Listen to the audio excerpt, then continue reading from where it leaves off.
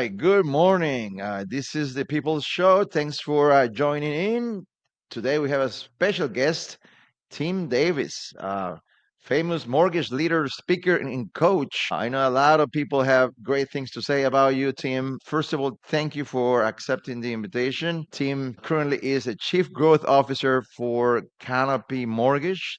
He was also the founder for the Originators Guide magazine and podcast. And he also has been national director of coaching for Movement Mortgage in the past. But especially he has a great track record in helping loan officers in basically to succeed in this tough environment, in this tough industry, the mortgage industry. Tim, welcome to the show. Hey, thanks for having me. It's exciting to be here. So looking forward to it. All right, team. Let's start. Today we have a lot to talk about: origination, loan officers, people. But let's start just talking about a little bit about you before we start the show. What got you into the mortgage industry? A buddy talked me into it. I mean, I grew up in the housing projects. My dad died when I was 3, and my mom had a prescription drug problem. So we didn't have a lot of money growing up. And so when I left, went to college, I wasn't really an academic person, if you will. I was just working a lot of jobs just to stay in college and get away from the housing projects. But so I tell people all the time, I'm an overachiever. I flunked out of college twice. So once wasn't enough. But anyway, I took a job in Nashville, Tennessee, in lending, but it was personal loans. So we would loan you money at like 24% interest and take your couch as collateral and threaten to come pick up your couch and your TV if you didn't pay us. I mean, we're sort of loan sharks. And a buddy of mine found his way into the mortgage industry and called me one day and said, "Listen, brother, you're trading your life for some crazy stuff over there. You're making like 24 grand a year." He said, "I made like 120 in the last 8 months." And I was living in an efficiency apartment in Nashville. I didn't even own the furniture, right? Like I was just paying some rent and just trying to live. And I don't even think I hung up the phone. I think I just set it down and told the customer service rep at my office, I'm going to go get this job, and I'm not doing this job anymore. So I quit. And I just walked out and went down to the mortgage company where my buddy was working. I said, I don't know what y'all are doing over here to make that kind of money. So long as it's not illegal, I'm in, and tell me what I got to do. And so that's how I got into it. What age? I mean, you were in your 20s? Yeah, I was like 23. 23. Okay.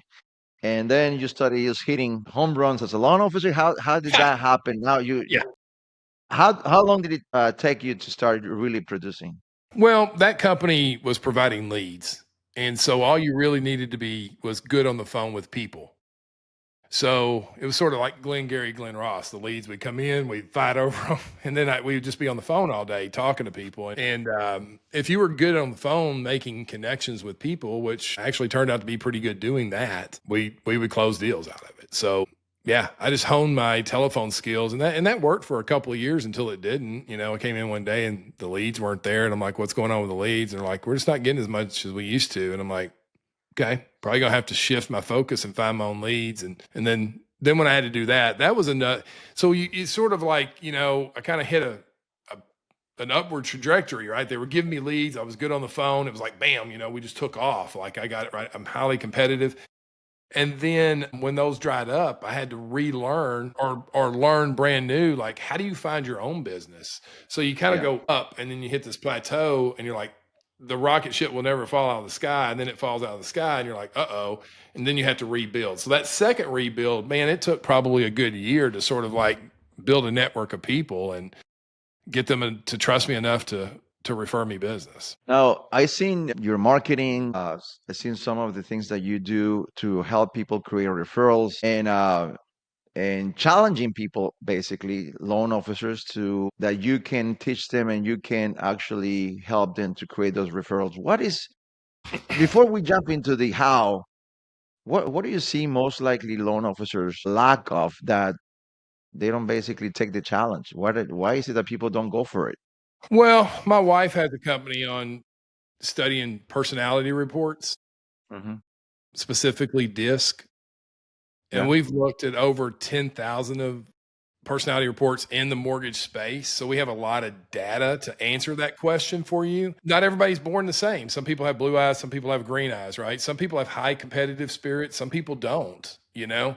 And when you're in sales, I think what we found through our data, the people with higher competitive scores tend to go for it more than people that maybe their interest is in another area other than being competitive, right? Sales is a competitive game. It just is. I mean, so the people that go for it score a certain way on the disc report, and the people that don't score a different way. And it doesn't make either person right or wrong, but it's just sort of knowing yourself. And that So you data we believe, huge. so Tim, you believe that based on a specific profile and a score on disc, for example, if you don't meet that score on disc, most likely you're not going to make it.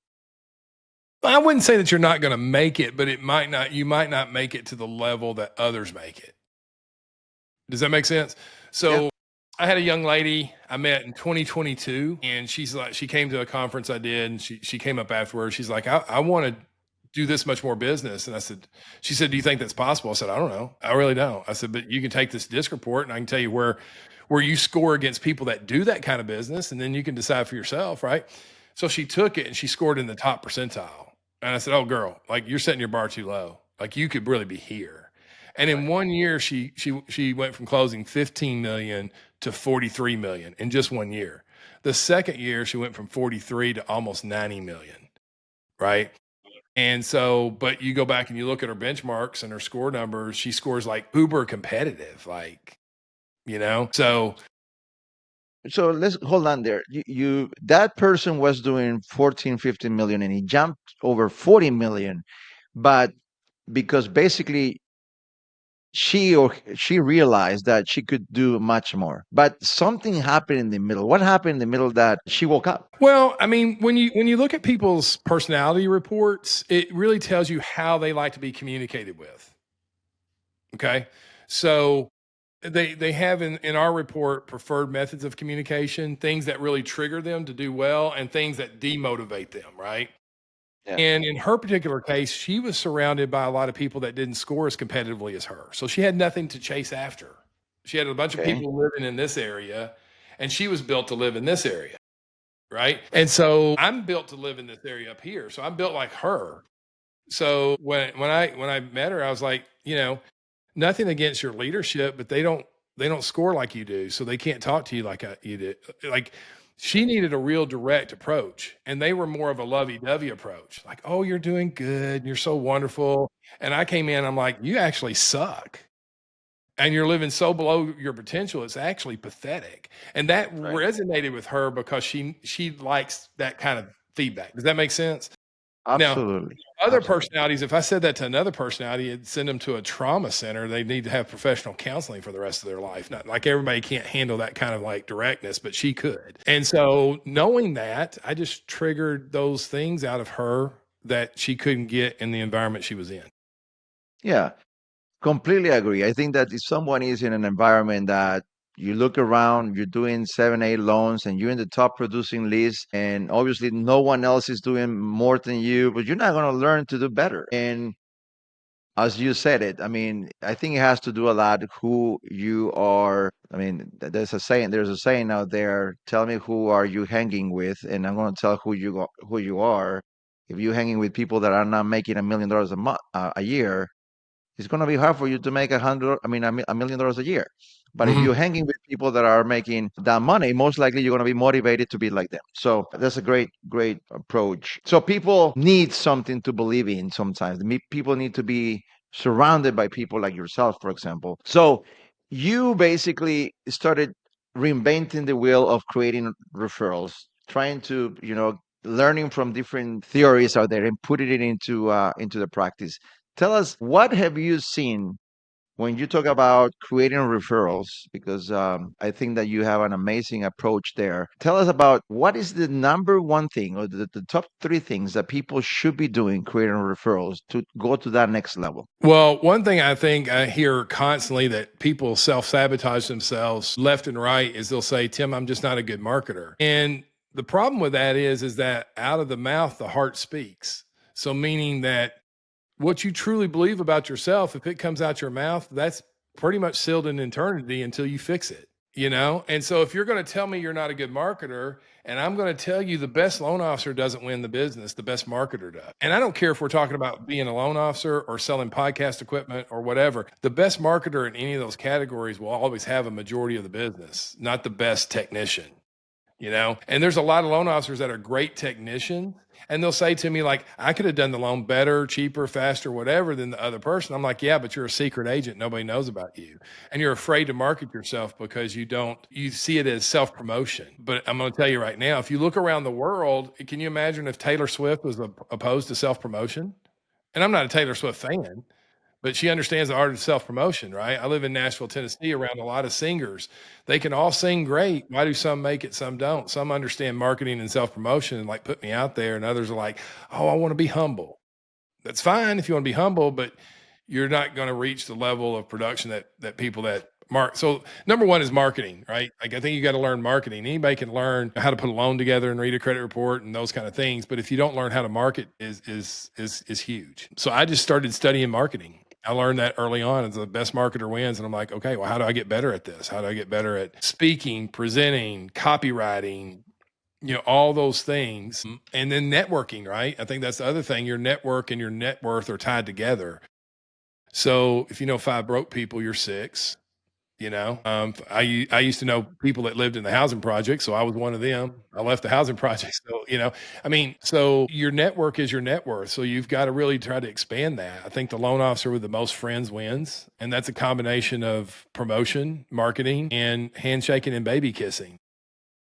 And then influence, right? So marketing, network, and influence. I mean, if you don't work intentionally on growing your influence, how are you going to get anybody to ever say yes to you or spend time with you? So I've just worked a lot on those three things, and I work on those things with my coaching clients as well. Like, okay, how big is your network? How well known are you? How is your marketing? How do you present yourself? And then what's your level of influence? Will people actually listen to what you have to say and take action on it, or do they just pass you up and that kind of stuff? So we work on those areas.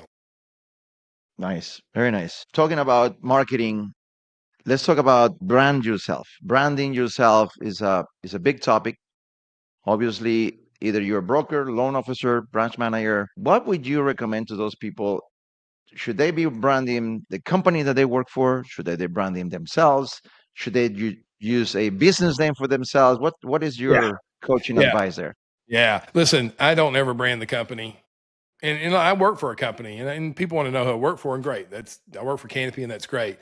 But it is your personal brand, right? Anytime you spend time wearing your company's T-shirt and been promoting your company, you're taking away from your future, because there's no guarantee that your company will be there long term, right? We love to believe that.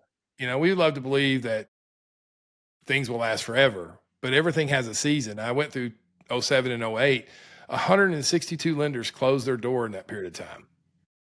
Hmm. Right? How many Yep. branded coffee mugs and T-shirts and baseball caps were out there with those logos on them? Millions. Who knows, right?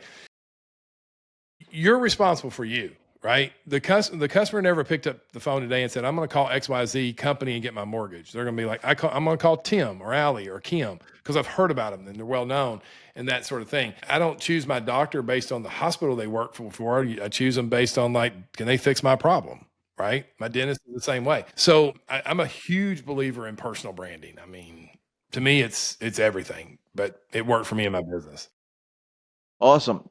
Let's talk about loan officers' mistakes. We talk a little bit about what they need to do, brand themselves, how to create referrals through marketing, through influence people, expanding their network. But let's talk about what is today's main loan officer mistake. I mean, they're secret agents. I mean, because here's the reality. The season that we're living in right now, I'll give you some data points. Average number of closings that a loan officer gets per real estate agent is 1 per year. Okay. Now think about that. If I want to close 75 loans a year, how many agents do I need to know? 75. Mhm. Okay. So one of the big mistakes that loan officers make is they get a meeting with an agent or agency, right? And then they allow a story to develop in their mind, right? Oh man, I'm going to meet Miguel. He's got this big agency, man. When I get in there, I got a new outfit. I got my presentation. I'm bringing him some koozies. I'm going to win him over and I'm going to get all of his business. And that story never pans out to be true because nobody's going to get 100% of anybody's business. And so I get this story and it grows to the point I believe it. And then we have a good meeting and it goes well. And 30 days goes by and I haven't heard a referral from you. And 2 months goes by and I haven't got a referral from you. And I start to go, man, that guy, I thought we had a good meeting. I ain't got nothing from him. I mean, what the hell's wrong with him? And then we stop engage. I become bitter, right? Yeah. I off of a false story and a false expectation that wasn't grounded in reality at all. And then next thing you know, I become bitter and I take you off my follow-up list, right? And I don't give you any sweet tart hearts for Valentine's Day this year because you ate my chicken and never sent me a referral. And then I become bitter and I go around going, agents, they're this, they're that, they're not loyal, all the things. And the next thing you know, I'm walking around with a bitter attitude. And so I'm like, I tell people all the time, like, protect the stories you tell yourself. Like, you're going to earn one referral in the next 12 months if you are a professionally persistent pain in the ass in marketing to them, right? That means that if you catch them cheating with another loan officer, which you will, they're going to cheat at you. You're going to see them at Chili's and they're going to tag that other loan officer, or they're going to go to the other loan officer's Valentine's Day get together. And you're going to be that little dirty SOB. He had lunch with me and he's he's cheating on me right now. And if you're going to look at it that way, you're always going to live in the poverty level, right? Yeah. You've got to elevate above that. And you got to have enough grace in your life to know that, hey, Miguel's a human being and he's trying to grow his business. And if I can earn one transaction this year from him, that's a huge success. So I'm going to educate him, appreciate him, and talk to him every month, regardless if he's down at Joe Smith's mortgage gala event, regardless if he's having lunch with Susie, mortgage loan officer. I'm going to be a professionally persistent pain in the ass until Miguel goes, I owe him a customer, right? And I've got a book I wrote called The Circle of Referrals, and it's really super boring. It's kind of like me going to the gym every day. We do the same stinking exercises. The only thing that changes is the rap music they're playing. Okay. But it takes months and years for me to develop one pack of abs, even though I've done God knows how many setups. So results happen over time, not overnight. So I tell loan officers all the time, subscribe to one loan per year per agent do the circle of referrals, don't grow bitter, get better, have a lot of grace and mercy and love in your life because they will cheat on you. This ain't a monogamous relationship. You're not getting married to them, And so that's a mistake I see loan officers make, and they just don't market themselves enough. Yeah, they feel cheated, huh? We all feel cheated on. Hell, I people have know. cheated on me, whatever. Like, I mean, That's right. Suck it up. All right. Moving on. One of the other interviews that I had, we talk about what percentage should a loan officer have referrals coming from real estate, and what percentage of the business should come from your actual database. What is your opinion on that? Well, I love it. I think it's a good question. I think, yeah, agents still today drive the majority of referrals. Customers still seek them out first in the transaction. They may change over time with technology and stuff like that, but sitting here today, they still drive the majority of the business. I think you just have to look at your numbers and see where you want to be. If you want to get deals from agents, maybe my business was always about 60% came from my agents, about 30% came from my sphere and about, including my database. And then 10% came through other marketing efforts, miscellaneous what's nots, So it's about probably 60-30 for me. Some of my clients is like 80-90% of their business come from agents. So I don't know that there's a magic number. You have to work out what's right for you, but they still drive the majority of the business. So. Right. Got it. Breaking down a little bit about loan officers, branch managers. I saw some of these postings that you did in regards to branch managers, how much they really take into their pocket. Because most branch managers, and I mean, I've been also in the mortgage business for a while, and I've seen branch managers not really being a manager, being a loan officer, and they want to put their hat as a branch manager, and they have these, P&L, and at the end they take in less money. What's your take on loan officers, branch managers? When should a loan officer be really a branch manager? I mean, I guess it comes back down to the disc report. Like if that's in your nature to lead others like that, then maybe you should look at that. I'm still a big believer in understanding yourself personally on the disc report. So I would answer it that way first because, like right now in the environment, I mean, it's almost like every man for himself. I mean, I looked at a mortgage company recently and they had over 1,600 loan officers and only 79 of them produced any business last year. 79 out of 1,600. Wow. You know, I've looked at other companies' reports, and last year I looked at a major national lender, and only 57% of their no, I'm sorry, only 43% of their loan officers had produced any loans through August last year. That means 57% of their loan officers had produced a goose egg. Wow. You know, and so I think the models out there are shifting and changing a little bit right now. Personally, I mean, you see me write about that a lot. Obviously, it's a belief that I have. I don't know, man. I've talked to a lot of branch managers in a lot of our verticals, whether it was brokers or P&Ls or retail, right? We got all these different layers. And a lot of them are frustrated because the teams they're leading aren't producing and they're scratching their heads as to why. They're like, well, geez, man, 2 years ago they produced. I'm like, well, dude, my dog did three loans 2 years ago because rates were 2%. I mean, like, come on, man. Like today, it takes a lot of elbow grease, right? You got to have personality and likability and Mhm. stamina, and you can't give up, and you got to remotivate yourself every 5 minutes because there's another letdown coming around the corner. Like you're leading people. This is gonna sound horrible, but I mean I'm just who I am. I mean it's like you're leading a team of midgets trying to dunk basketballs, dude, and you're like, why won't they do it? I'm like, cause they ain't 7 feet tall, brother. And so do you want to continue to try to frustrate them and yourselves with that? Or do you just need to look at maybe redeveloping the business model you're in? You know? So let's jump into the corporate side and the banking side and the companies that loan officers work for. And you talk a little bit about those things too, about how corporate structures are bloated. They basically have not adjusted. And so, what would you tell a loan officer to pay attention on their whatever company they work for? What would you say? Pay attention on on these 3 points to know if your company it's updated is actually with a good structure or not. It's a great question. The problem is like nobody's opening up the checkbook, so nobody knows how much cash flow. I was saying this to a group of leaders recently. It's like every mortgage company owner is sitting around a big poker table, and nobody knows the stack of chips everybody has. Hmm.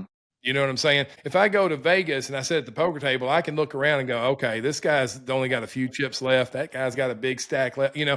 The nobody's really being honest about the books. And I get it. Why should they? They don't owe that to be honest with anybody about it. But if I'm a loan officer, I'm looking at things like if my company starts selling off some of its servicing, Hmm. right? That's a big indication that they need cash flow. I'm also looking at things like if I'm hearing about comp structure changes within the organization, you Okay. know, I'm also looking at like how's the structure of the organization? Are there fewer underwriters? Are there fewer processors? Am I having to team up and share a little bit more? Those are just signs that they're trying to cut expenses and raise capital. If I go to sales meetings and there's always talking about the company needs to be profitable, the company needs to be profitable. If that's like a constant theme coming from leadership, that's a big red flag for me.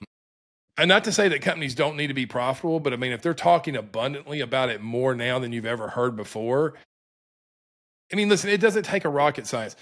Margins have compressed greatly, right? I mean, look, when I sold my mortgage company in 2007, 2008, somewhere in that period of time, I mean, we were banking in 500 plus points on a deal.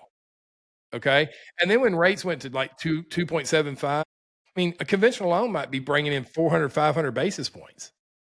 And what was the loan officer making? 100, right? So there was all this excess money to run big operations and stack layers of management. And then there was still big profits left over. I mean, the CEO of one mortgage company bought two $60 million houses during that time. Where do you think that money came from?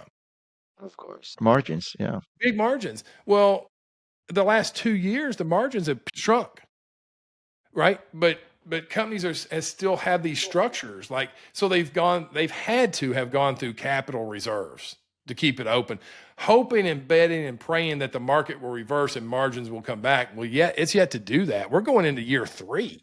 I was surprised that a lot of them made it through year 2. Yeah. How do you make it through year 3 with that? If I'm a loan officer, I got to look at that stuff, right? And go, listen, how much money my company really how much money does my company really have? And really, who's responsible for my success? Right. Is it my company or is it me? Yeah, absolutely. And I think that there has to be a line to understand loan officer's business or branch manager, because there's a lot of producing branch managers that in reality they produce and they have maybe a loan officer assistant and a processor, and they call themselves branch managers, producing branch managers, right? And that's one business. And then you see on the company side, obviously trying to make sure that they're running a good business, profitable, because you want to be in a company that is profitable, obviously, but at the same time with lower cost, right? Now, what have you seen on in the industry lately? Obviously, things have changed a lot dramatically in the last 2 3 years after the rates went up. What have you seen that is working better for loan officers, branch managers in regards to technology? Technology has evolved dramatically in the last 8 years. What have you seen that works and doesn't work? Because not everything works. Well, I mean, I still think conversations equal contracts. Okay. Okay. I wrote a book on that. Conversations equal contracts, right? At some point, I have to talk to you, right? Now, we use technology here. Like, I'll give you some examples of our technology that we developed. We don't have a rate lock department. There's no need. The software can handle it. I don't need a human being to double check or verify. It's programmed to where the software, like, you just push a button and the rate can lock as the loan. I don't have a disclosure department. I've worked at companies before when I agree to terms with you and it has to go to a department and they relook at it and they may want to change things and it takes a day or two to get to my customers and stuff like no. Our technology is push a button, it goes right out. Like, the loan officer's in control. Those are just some examples. I'm seeing right now, like, servicers have technology that they can alert the customer of a rate and allow them to lock it without barely even talking to a loan officer. So any loan officers out there that thinking there's going to be this giant wave of refinances come in to save their butts, I don't think that's going to happen this time around. And so those are some things that are happening, like, within tech stacks. More efficient ways to close a loan faster. We drove our cost to close a loan down to like $1,500 to $1,700 a transaction, which is unheard of. I mean, a lot of people are still sitting at 4 or 5 grand a transaction, but we built software to drive that cost down to like the $1,500, $1,700 mark, right? So that frees up a lot of capital to lower rates and push more money to the LO. So that's on a company side of things, right? But on a loan officer side of things, we've used things like Chat GPT to craft emails to get better responses from our database, right? Mhm. We've used Chat GPT to craft copyright written posts for social media that create more engagement and things of that nature, right? We've used it to create, presentations for real estate agents to speed up our time of content creation so that we can get to the conversation, right? I've got to be in the conversation, right? I can't be in the content creation mode all day. Like, I'll see loan officers and they'll spend God knows how much time creating a TikTok video, and that's wonderful, I guess. But if it takes me 2 hours to create one with all the studio and all the lights, man, I can just get Chat GPT to give me some scripts to call some people today to get them to convert. I'd rather be on the phone, right? So there's texting features that I can text people really rapidly in groups and make it personalized. There's lots of things like that that I can do with technology. And so you've got to be in the game with technology or you'll be obsolete. That makes sense. That's a good approach. Uh, Getting technology to put you in front of more prospects to have more conversations. The more conversations, the more potential business that you have. That's very unique approach. Tell us about your book really quick. Is- Tell us what's the principle behind it, and what is if someone wants to read your book, what do they expect? Yeah. So I've got a bunch of books that I've written that they're out there. If you're a loan officer and you're wanting to grow your business, the best book to get is The Circle of Referrals. Okay. Okay. And here's what you're going to get. It's a breakdown of the step by step of what to do to grow your business up to 42% in 12 months.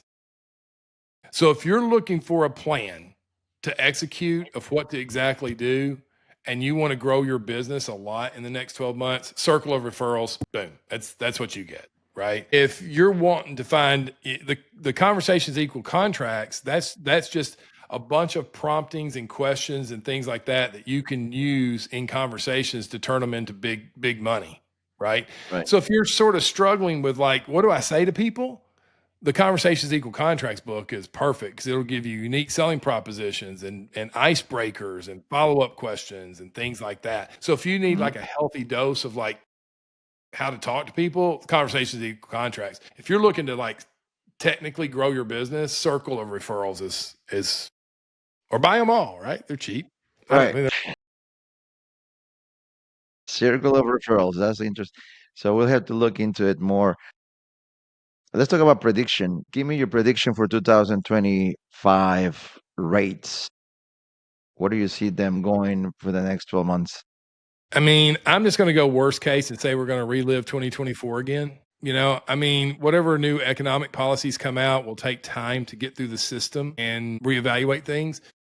You know, our mortgage backed security market and our treasury market really hasn't been that attractive to buyers, either domestically or foreignly, right? Like nobody really wants to buy our debt. And that's a problem because people purchasing that lowers mortgage rates, right? So fundamentally, until we can get more attractive as a country to domestic or foreign buyers of our debt, I think we're going to probably repeat the cycle. But at the same time, I think discount points may have a larger purchasing power than they did in the past. In the past, a discount point maybe saved you a quarter on rate.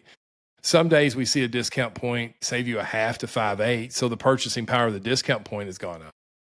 So I think permanent rate buy downs on loans are attractive to customers to get the affordability where it needs to be. Depending on the market of the country, we had a 47% increase in my house in 2 years. That's unrealistic. You know, Bitcoin doesn't go up that much in 2 years, and anything that rises that fast needs to probably give back some of the gains, not all. And we've noticed some softening in certain markets. Maybe it's a 5 or 10% reduction in purchase prices or things like that. So I think you'll see some of that as the year goes on. I know there's people that are really big on home values continuing to rise, but that's really indicative of like the people's ability to afford it. If Yeah, you can't yeah. afford $1 million house, how's it going to sell for that? So I think more of the same. I guess in the long term, obviously everything's going to keep going up, but in the long term, 5, Mhm. 10, 20 years, but there's always going to be adjustments to the downside as some areas in the country have gone up faster than others. What state are you in? Just outside Nashville, Tennessee. Let's talk about a little bit of politics. But as we all know, CFPB was created a few years ago, and after our financial crisis, and it changed completely the mortgage industry, basically making it a lot more costly uh, for all of these compliance regulations and all that stuff. And there's a lot of talking about the CFPB if it's going to disappear or not. What is your take? Well, again, this administration tends to be about alleviating a lot of regulatory issues, and certainly the CFPB is a regulatory agency, and they've replaced the person in charge. Hmm. Given the current administration's desire for fewer regulations, I think the CFPB is not going to do a whole lot this year. Now that probably has some good to it and some bad to it, right? There'll be some bad actors that will take advantage of that. And there'll be some companies that go, okay, we're doing things right, but maybe we don't have to spend as much in our, departments that monitor that stuff. So it might give them a little bit more profitability too, right? So yeah, we'll see how that plays out. But I think it'll be a less intense regulatory environment, for this. You still think it's going to remain? That they're not going to. Hey, dude, I don't know, man. Every day I get up, they're talking about taking over, Gaza now. the hell? Like every day is something that like Canada's going to become a state. We're going to buy Greenland. We're going to take over. I mean, it's the Gulf of America. Dude, your guess is as good as mine. Hell, I don't know what's going to happen at 2 o'clock today. I You just know? want to know who's gonna guess it right, or so we can put a video in the next year and say, "Hey, this guy All got it right. right." Okay, well, if that's what you're going to do, then here's what I'm going to go. If they're talking about eliminating the Department of Education, then CFPB is not going to exist within a year. If you know what I'm saying, like if I just go off of that track record, but I don't know, dude. I just need some better rates to sell some customers, But we'll see what I happens. Interesting. I appreciate you sharing. So, I mean, Tim, you've been coaching, mentoring a lot of individuals, loan officers, mortgage branch managers. What is it? What is it in you that really drives this motivation of helping others, mentoring others, and why would someone should have a mentor or a coach? Why would they have a? Well, I think what drives me, it's funny as you get older, your priorities change. Mhm. When I was 23, I mean, if you were a loan officer in my office, all I wanted to do was destroy you. Like I wanted to be number one, and I didn't care if you closed any loans or not. It was a how, you know what I'm saying? But I was 23, and I was like, yeah, I'm going to dominate, and so on and so forth. I think as you get older, maybe you sort of to realize the brevity of life a little bit, and you start to go, what impact have I really made on people? So that really drives me, and also too, it's like, I love working with competitive people that don't realize their potential, you Mm, know, because I sort of like live vicariously through that a little bit, because like when you're 23, you got a lot of energy, man. You go do all the networking events. Do you know what I'm yeah. saying? I'm 54. Like, I want to go play some golf. At 9:30, I wanna be in bed, I don't wanna be at the chamber dinner? And so how do you take your knowledge and wrap it up and share it with people? So it's a little combination of all of that. So why would someone that is 24, 25 should have a coach or a mentor? Hell, man, listen, because you're crazy at that age. Your brain's barely developed, okay? And 'cause I did. I mean, I started a company shortly after leaving the lead generation place, and I was in my mid-20s, and I didn't know anything about leadership, I didn't know anything about working with people. I was a little bit of a hothead, and I hired a coach that was going to my BNI group because my business was incredibly profitable, but crazy dysfunctional, you know? And so I recognized that. I'm like, I don't want to, we're making all this money, but I'm pissed off half the time at the people that work here. And so I hired her, and she taught me about DISC, totally changed my life, changed my marriage, changed my business, changed my life. And I went from a highly profitable dysfunctional business to a highly profitable functional business because I was just willing to go, I don't know what I think I know, you know? Right. And so that changed my life. And I'm glad I had Susan come into my life. And I'm glad I raised my hand for that. So I think that, if you can recognize that you don't know everything and there is wisdom in a multitude of counselors, we're not as smart as we think. And I think those are reasons that you should get mentorship and coaching in your life if you really want to accelerate faster. If you want to struggle like me, don't do it. you know? Yeah. So following on that question, a lot of people, young people with a lot of energy, when you're in your 20s, you think that you know everything and you have a big ego, and especially if you're doing well. What would you tell those people, young loan officers, that they're doing well, and that way they can change and really have a better future? We talk about this a lot. The unfortunate reality is a lot of people don't take good advice. They just don't.